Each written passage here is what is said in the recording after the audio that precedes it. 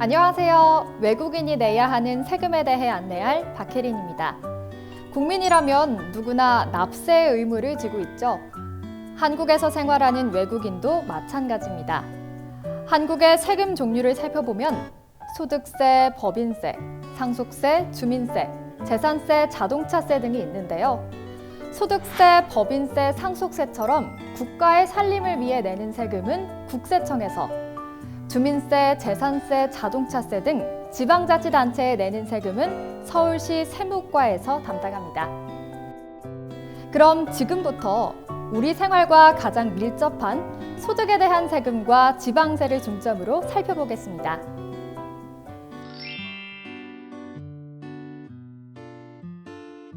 직장인이라면 1년에 한 번 꼭 해야 할 일이 있죠. 바로 연말정산인데요.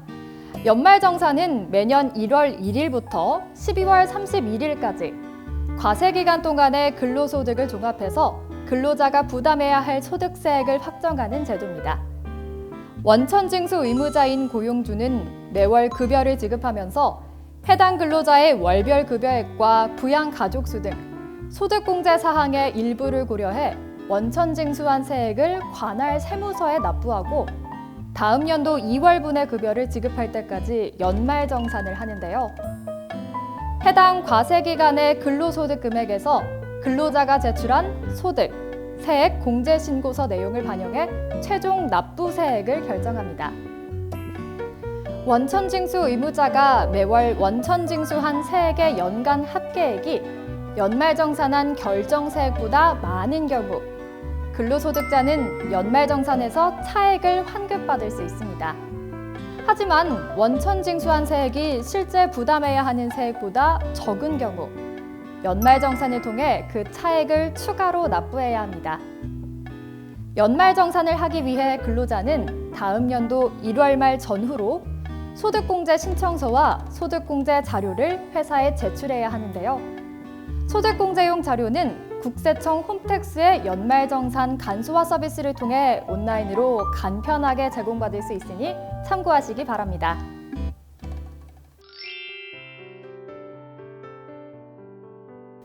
개인 사업자, 프리랜서, 월급 이외의 소득이 발생한 직장인 등 근로소득 외에 다른 기타 소득이 있다면 종합소득세를 신고해야 합니다. 종합소득세는 말 그대로 이자소득, 사업소득, 연금소득 등 모든 소득을 종합해서 과세하는 것인데요.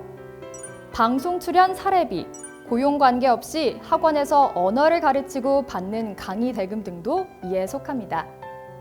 종합소득세는 소득이 발생한 다음 해인 5월 1일부터 31일까지 주소지의 관할 세무서에 확정 신고해야 하며 원천징수 의무자가 연말정산을 하지 않았거나 중도퇴사자가 연말정산 시 공제 금액을 누락한 경우에도 종합소득세 확정 신고를 해야 합니다.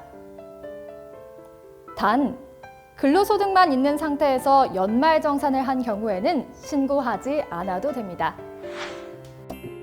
종합소득세 확정 신고 후 과다 납부 금액이 있어 환급을 받는 경우 일반적으로 국세는 7월 1일, 지방소득세는 8월 20일 전후로 요청한 통장 계좌에 환급금이 지급됩니다.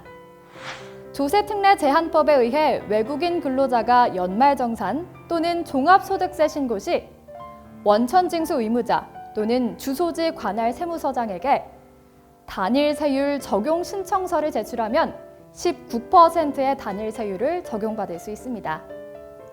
하지만 이 경우 과세표준 및 세액 계산 시 비과세, 소득공제, 세액공제를 받을 수 없다는 점을 기억해 주세요.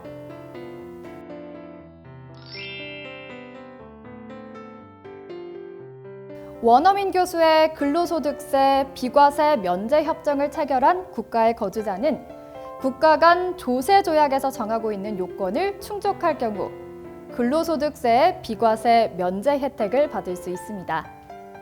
근로소득세의 비과세 면제 혜택을 받기 위해서는 대학교, 대학, 학교 또는 정부인가 교육기관으로부터 강의나 연구 목적으로 2년 이하의 기간 동안 초청을 받아 방문한 원어민 교수여야 합니다. 또한 원천징수 의무자인 학교가 세무서에 근로소득세 비과세 면제 신청을 할 수 있도록 원천징수 의무자에게 자신의 거주지국 과세당국에서 발행한 거주자 증명서를 제출해야 합니다.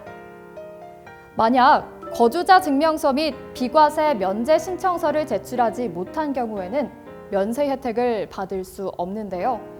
나중에라도 거주자 증명서를 발급받아 제출하면 원천징수된 세액을 환급받을 수 있으니 참고해 주세요. 거주국가와 한국 간의 조세 면제 여부 및 조약상 면세 요건은 국세청 홈페이지에서 각 국가별로 확인할 수 있습니다.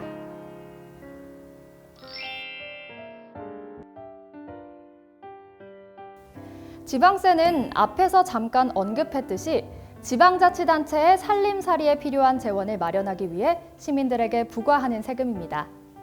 지방세 구조를 살펴보면 서울시의 세입을 구성하는 서울시세와 25개 자치구의 세입을 구성하는 자치구세가 있습니다. 이 지방세는 화면에서 보시는 것처럼 유형에 따라 구분되는데요. 여기서 몇 가지를 살펴보겠습니다.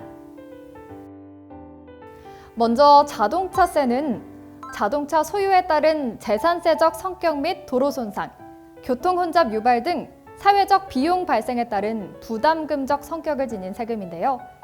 비영업용인 자가용 승용 자동차에는 지방교육세가 30% 부과됩니다. 다음 재산세는 과세 기준일인 매년 6월 1일 현재 사실상 재산을 소유하고 있는 자가 납부해야 할 세목인데요.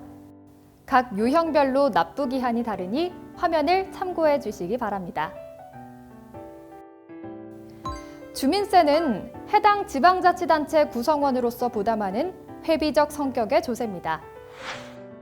소득에 관계없이 균등하게 납부하는 균등분 주민세와 사업소를 운영하는 사업자가 납부하는 재산분, 그리고 종업원분이 있습니다.